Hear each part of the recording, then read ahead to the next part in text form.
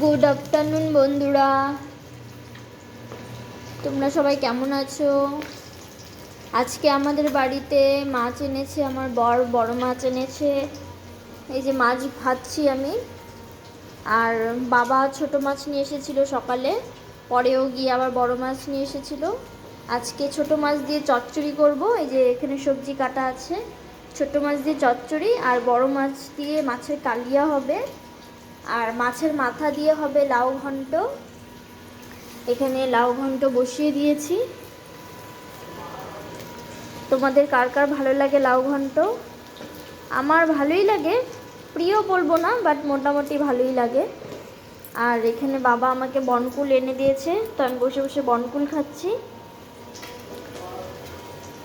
আসছি পরের একটি মিনি ব্লগে। ভালো লাগলে একটি লাইক কমেন্ট শেয়ার করে দিবেন। টাটা।